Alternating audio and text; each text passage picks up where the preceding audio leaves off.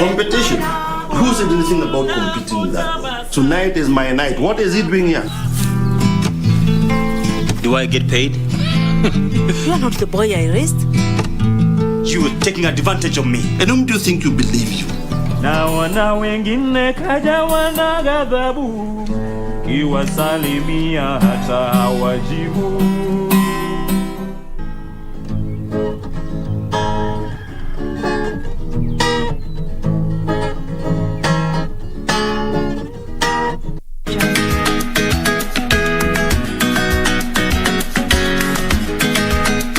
Nikishapata kile ninachotaka kwa ule msichana, I swear mami utaenjoy. Bado ahadi yangu mimi na yako vile vile. Yusuf mtoko yeye anipigia. Umeona? Kasimu basi mami nawe. Hatueleweki kushinda wala hatueleweki kushindwa. Sasa wewe hebu niambie kesi tunashinda ama tunashindwa? Hii kesi na mwanangu ninakwambiaje tunatoboa. Mama mimi kule kuna maswaiba zangu. Huwa wananiambia kila kitu.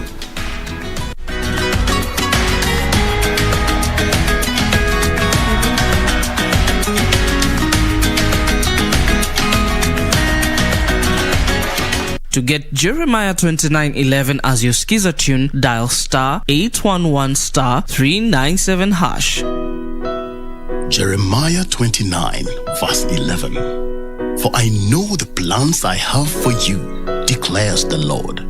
Plans to prosper you and not to harm you. Plans to give you hope and a future.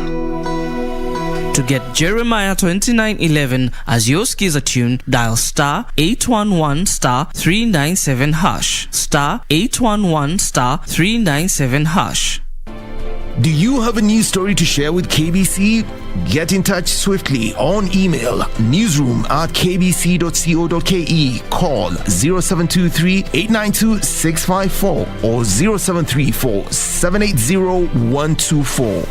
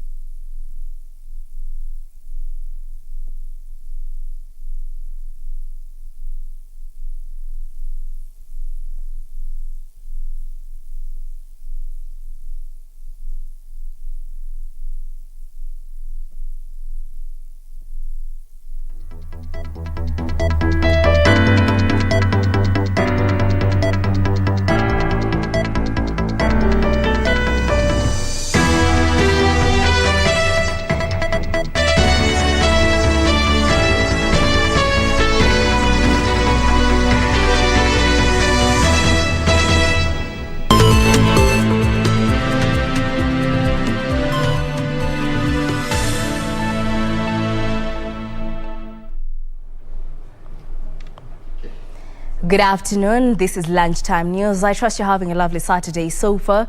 Well, we have a comprehensive bulletin lined up this afternoon.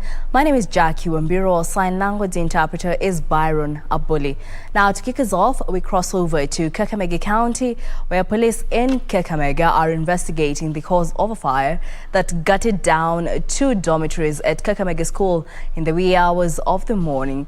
The fire, believed to have started at around 4:30 a.m., destroyed properties of about 140 students.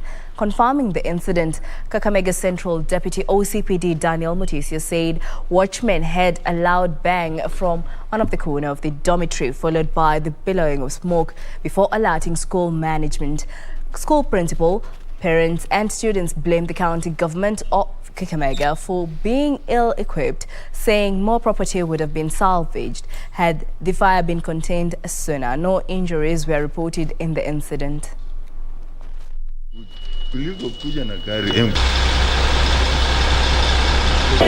The teachers on duty and the boarding teacher had already put the students in class, and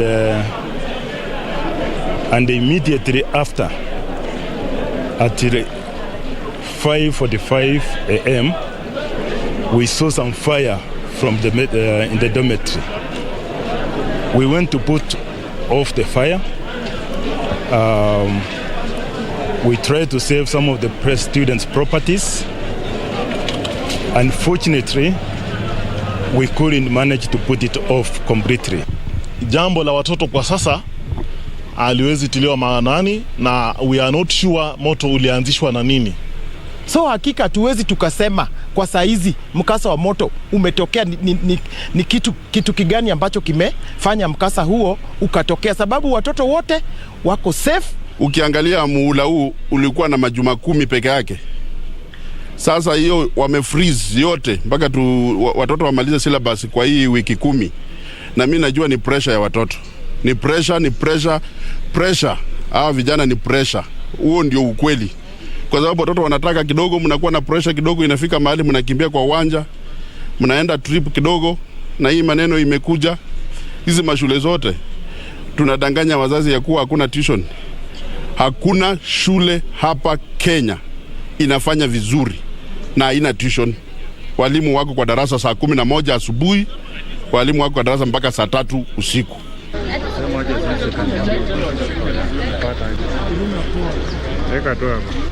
Police in Thika Town, Kiambu County have unearthed a mobile phone theft syndicate and arrested 7 suspects over the last 1 week. Kiambu County Police Commander Ali Nuno said 4 of the suspects were arrested in their hideouts in the notorious Kiandutu slums in Thika in an intelligence-led operation. Among the things recovered were 4 smartphones, a personal car, and a motorcycle that the suspects have been using to aid in the crime. And we have netted about 7 of them. They have all appeared in court. 3 were arrested on Tuesday, that is 1st of October 2021. Kiambu County Police Commander Ali Nuno said the criminals, who are all men, snatched mobile phones from unsuspecting users while on a motorcycle. We are trying our best to ensure that the security situation in Thika is under control. And we need to appreciate the fact that we don't have violent robberies. We don't have issue of gunshots here and there, armed robbers, and is no more. He said they are working closely with the National Transport and Safety Authority to establish the exact owner of the vehicle so that he may face the law. We are going to mitigate or request the court to give us some deterrent punishments. Otherwise, we are doing our best. In other news, a 5-year-old is undergoing treatment after she was allegedly defiled by a 30-year-old boda rider in Mwingi, Kitui County. According to the victim's family, the 5-year-old was heading back home from school when the rider, who is her neighbor, coerced the minor to follow him to his house before committing the heinous act. Mwingi Central Sub-County Police Commander Peter Mutuma confirmed the arrest and arraignment of the suspect, who denied the charges and is currently being detained at Y2GK prison awaiting the next hearing. Parents are now being cautioned to be keen on their children's whereabouts. Venye alimfuata huyu kijana akafunga nyumba na iko njia chini, akaweka mtoto kwa kitanda, alala na yeye. Nikimuosha nikapata sehemu yake ya chini ameumizwa. I argue the parents to be very keen because the children are vulnerable to the criminals and they are out to do everything. The new council of the Kenya Institute of Supply Management has formed a team of councillors who will spearhead reforms to instill ethics and competency among practitioners. The council chairperson, John Karani, says the institute has developed a disciplinary policy, guidelines and a standard code of ethics for practitioners. Speaking during the launch of the Kenya Institute of Supply Management Towers and the institution's 5-year strategic plan, the council chairperson John Karani underscored the need for professionalism in public procurement, noting that it allows for functionality, transparency and significant savings in public expenditure. GSM Towers will also play a critical role, as I said there before, which will house these 3 institutions to make it a one-stop shop. The Kenya Institute of Supplies Examinations Board and its committees have been established, while revised Certified Procurement and Supply Professionals of Kenya, Associate in Procurement and Supply of Kenya syllabus has been launched as a significant step towards enhancing the capacity and sustainability of the sector. This narrative must change because everyone in that supply chain continuum must carry their load, must carry their burden, must be held accountable for the role they play.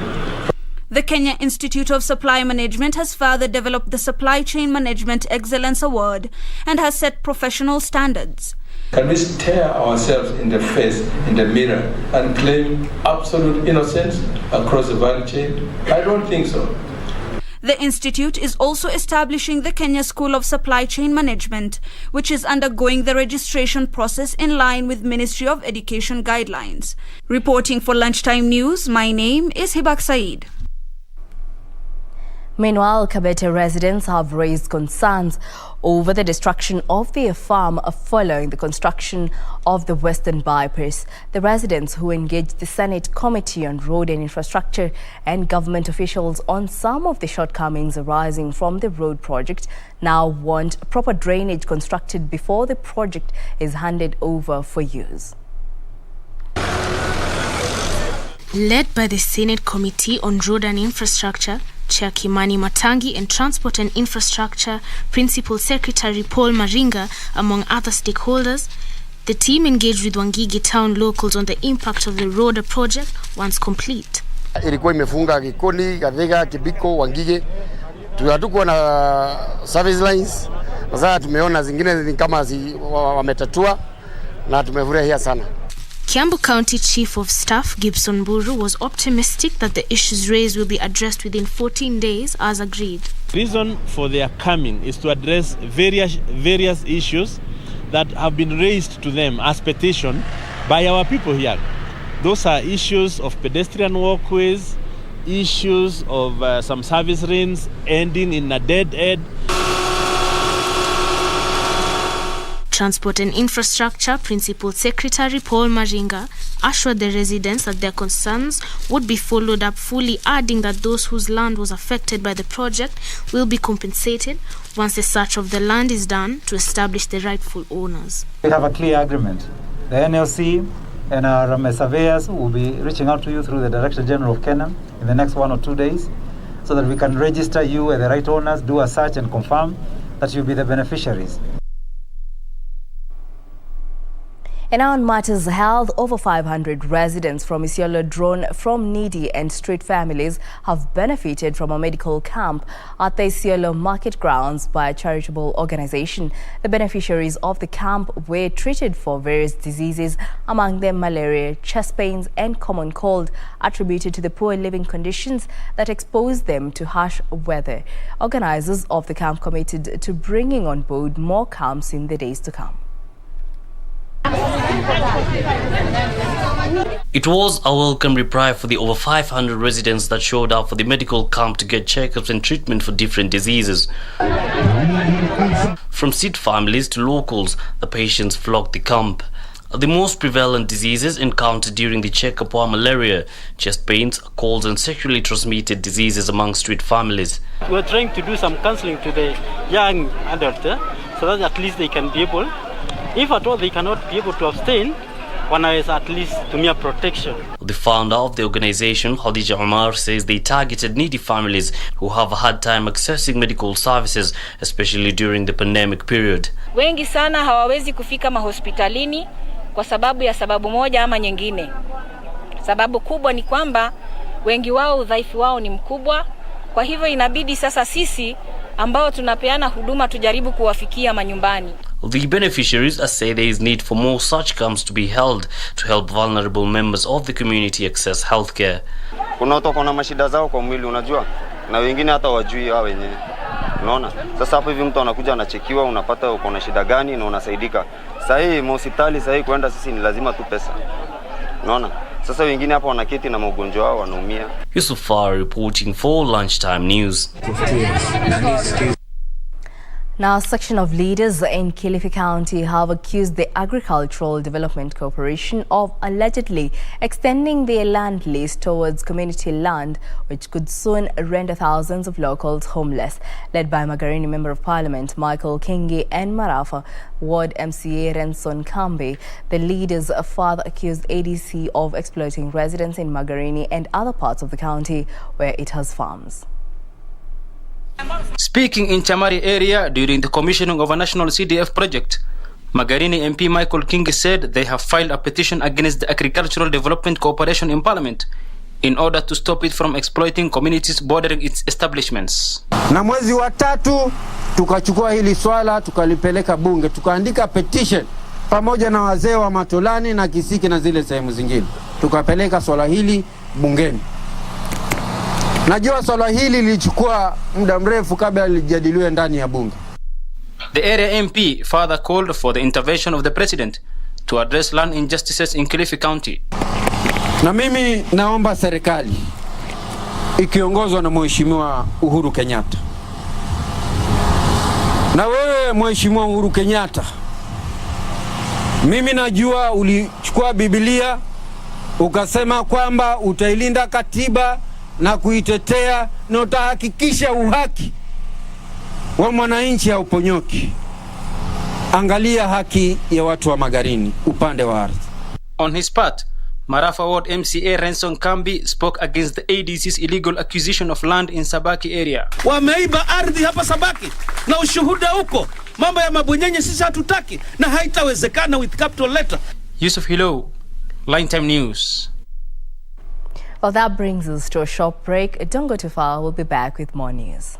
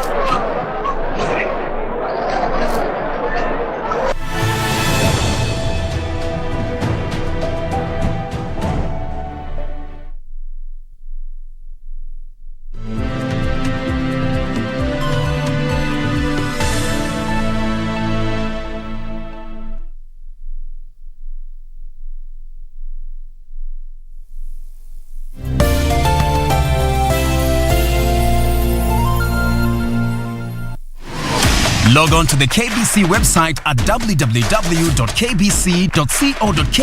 to get the latest breaking news, entertainment, sports, politics, lifestyle or business trends from Kenya and around the world. Never miss new episodes from your favorite TV shows, reruns and movies. Just stream online or watch live on your YouTube channel at KBC Channel 1 TV shows. For the day's biggest stories, trustworthy news and family entertainment, log on to KBC Channel 1. Watch what you want anytime, anywhere.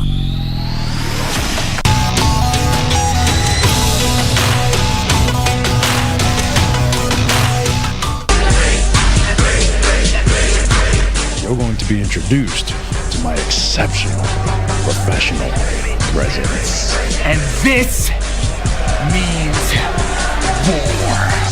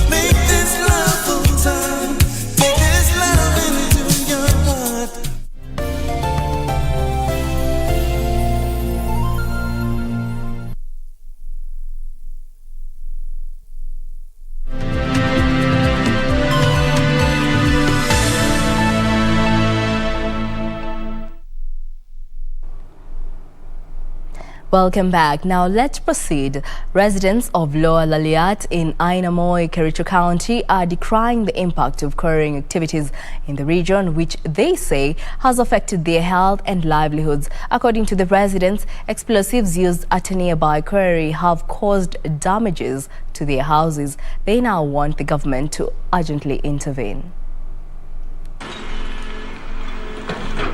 Quarrying activities in Ainamoi, Kericho County has caused significant impact on the environment. The blasting rocks with explosives in order to extract material for processing gives rise to noise and air pollution, damaging the biodiversity and habitat destruction, which affect the human environment. Residents of Lower Laliat are now living in fear. Philip Chepkwony says his pregnant daughter developed complications due to the constant earth tremors. Unajua sauti inakuja inatetemesha manyumba. Sasa mtoto kulikuwa ndani ya nyumba na huyu mtoto kulikuwa na mimba. Sasa wakati alistuka kwa hiyo pom, sasa mtoto ikakonjeka, mimi nilipeleka hospitali. Sasa tunaomba usaidizi. Other residents also say that the quarry activities have damaged their houses and caused injuries to their pets and livestock. Unisaidia serikali sababu niko na kazi kubwa hapa, ningetengeneza ili watoto wangu wasome. Sasa makuku yangu ameshawawa, sasa mayai hakuna, sasa nitafaidika wapi? Mang'ombe yangu siwezi kaa hapa. Mimi naomba jirani yangu niweke alafu afanye hii kazi. Sasa mtu anakuja kuhamisha mimi kwa shamba yangu na nilinunua kama yeye alinunua. Serikali inakuja kwa mkono yenu, unisaidie. They want the government to intervene and end their agony. For Lunchtime News, I'm Safin Acheng Oma. Still on matters education, the Kenyan government, through the Ministry of Education, has partnered with UNICEF to get 4,806 Tana River children back to class in a 25 million shilling program. The joint program has seen UNICEF pumping 23 million shillings while the government contributed 2 million shillings. Speaking during the launch of the program at the Hola Primary School, County Director of Education James Nyaga said a total of 23,000 children are out of school in the county. Communities will also be sensitized to enroll their children in schools instead of marrying them off at a young age. County Children Officer Daniel Whitey said the majority of local families are polygamous, leading to child neglect. Hata ukienda kufanya percentage kwa ile population ya Tana River, utakuta hiyo namba ni kubwa sana ikiwa nje ya shule. Hapa kusupport program ambayo initiative ya UNICEF na target watoto katika kaunti hii, na hii program itafanywa kwa kila sub county, and that is Tana River, Tana North, Tana Delta. Kwa hivyo sisi kama ngao tutawa support kupitia kwa machinery yetu ya chiefs, assistant chiefs, na chaldas, ili kuhakikisha wale wote ambao wako nje kwa njia moja ama nyingine shule. Yeah, it's not about shule. Lazima wahakikishe kama wamerudi wabaki. Moving on, Kenya-China Chambers of Commerce Organization has donated foodstuff to Mama Ngina Children's Home as part of its corporate social responsibility. The foodstuff included maize flour, cooking oil and milk, among other items. Mama Ngina Children's Home Administration Manager Miriam Mwange said the gesture could not come at a better time, given that the COVID-19 pandemic had affected the institution financially. The center has a total of 304 children. People to come and help us in bringing up the children. More donations, and especially during this coming Christmas of the year. We are so grateful. Nakariman representative Liza Chilule has called for the empowerment of women and educated youth during vocational courses. Addressing 100 women who have undergone catering courses, the Nakuru Women representative says they are targeting 350 women by end of the year. According to her, the courses were part of the bottom-up approach which has been advocated for by Deputy President William Ruto in the last couple of months. Beneficiaries say that 3-month catering courses has had a positive impact in their lives.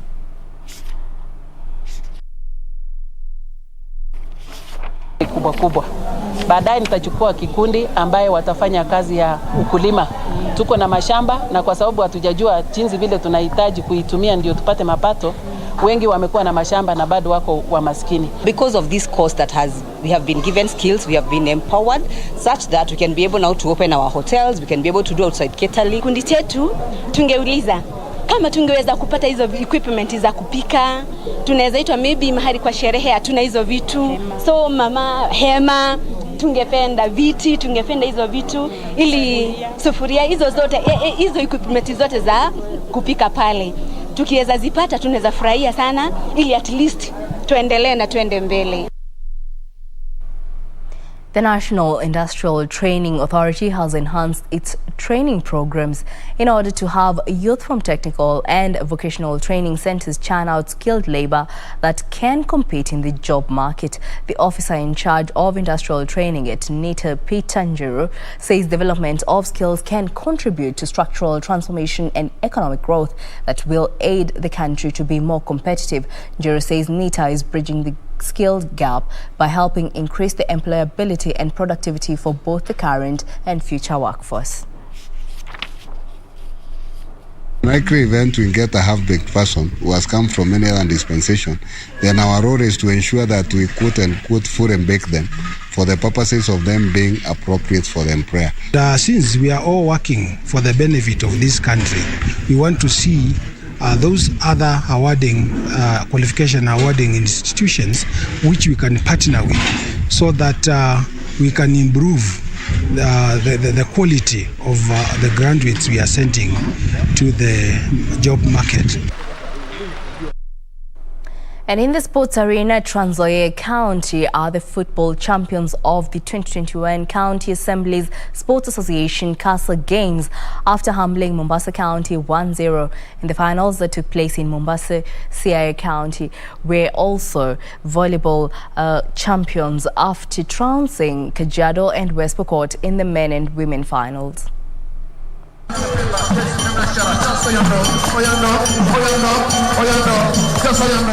After a week-long tournament at the Mombasa Sports Club in Mombasa County, 38 county assemblies took to the field eyeing the volleyball and football titles.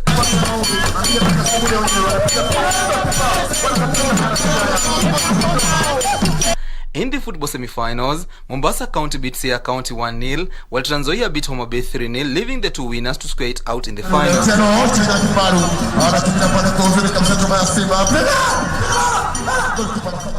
Trans Nzoia secured their win after scoring a goal against Mombasa County in a closely contested encounter.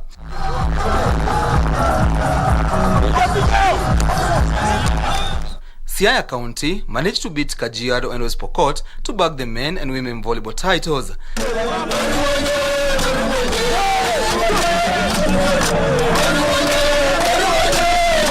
The annual games have been postponed twice since 2019 owing to the COVID-19 pandemic. As the curtains close for the yearly event, CASA leadership hopes their aim to promote unity, cohesion and diversity amongst the 47 counties is integrated to heart.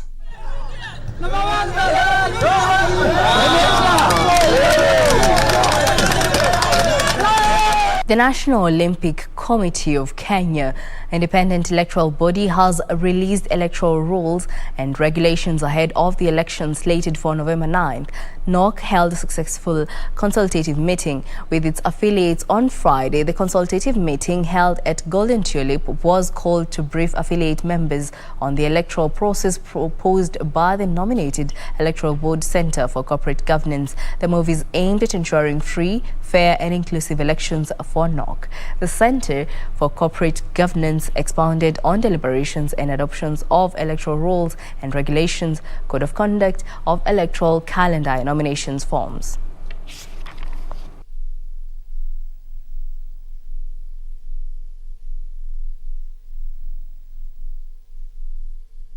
We have just been appointed as the electoral board for the NOC elections, which are scheduled to come on 8th of December. We were having a meeting with the General Assembly to map out the procedures and practices that we are going to apply in the next 1 month before the elections on 8th of December. It's part of an ongoing process so that we ensure we have an election that is free and fair and no complaints are raised. So I'm happy. It went very well. I think Dr. Okumbe handled it very well. And I think they're capable and very competent. And I think everybody here has left the room knowing that this electoral body is very competent. And I don't think we have any doubt about their competency in it. So, yeah, one more step towards having a successful election. And I'm happy at least it went quite well. Olympic marathon champion Peres Jepchirchir and Kenenisa Bekele will lead a star-studded elite entry for the 50th edition of the New York Marathon on Sunday. Jepchirchir claimed Olympic gold in Japan earlier this year to add on to her 2 record world half marathon titles, while Bekele will get another shot at the world record set by Eliud Kipchoge after failing to capture it in Berlin, Germany. Peres Jepchirchir took time to rest after a superb win in Japan, where she won gold on her Olympic debut and is hoping she can end the year with another major title in her first attempt in New York. Jepchirchir has been in outstanding form over the last 2 seasons and will be hoping to wrap up the year on a high and will be the fastest of the women's field with a personal best time of 2 hours, 17.16 minutes. She will be joined by compatriots Nancy Kiprop, who was 4th the last time the race was held in 2019, and Viola Lagat, the younger sister of 5-time Olympian Bernard Lagat. Meanwhile, Ethiopian Kenenisa Bekele will be out for the world record when he takes to the field in New York for the first time. The other Olympic medalist going for top honors is Abdi Nageye. The Somali-born Dutch runner bagged an Olympic silver behind the great Eliud Kipchoge in Japan. Previous course experience should count for Kenya's Albert Korir and Ethiopia's Girma Bekele Gebre, 2nd and 3rd respectively in 2019, as well as the 2016 champion Girmay Gebre Selassie of Eritrea. The New York City Marathon is the 5th world marathon major after Berlin, London, Chicago and Boston. The final race in the series in Tokyo was postponed from October 17th to March 6th, 2022. Kenya's representative Vihiga Queens will take on South Africa's Mamelodi Sundowns this evening in their opening match at the ongoing CAF Women's Champions League in Egypt. Vihiga Queens beat Ethiopia's Central Bank to qualify for the continental showpiece. In the opening match of the inaugural tournament, Egyptian side Wadi Degla humbled AS Monday of Mali 3-1. The 2021 tournament, which kicked off Friday, will end on November 19th. A total of 8 teams will compete in the group stages of this year's tournament. KBC Channel 1 and Y254 will bring you live the CAF Women's Champions League.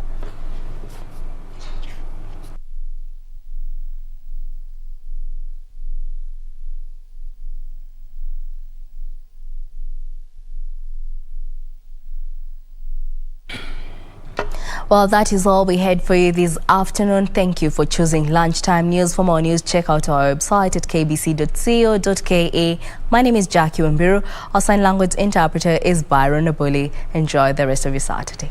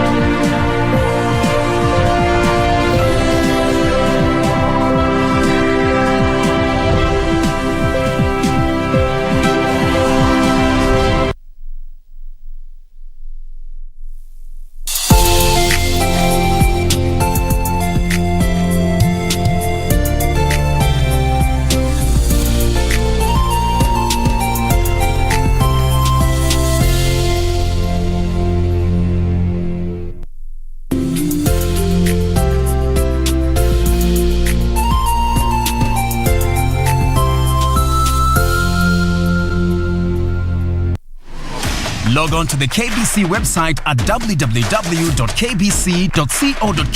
to get the latest breaking news, entertainment, sports, politics, lifestyle, or business trends from Kenya and around the world. Never miss new episodes from your favorite TV shows, reruns, and movies. Just stream online or watch live on your YouTube channel at KBC Channel 1 TV shows. For the day's biggest stories, trustworthy news, and family entertainment, log on to KBC Channel 1. Watch what you want anytime, anywhere.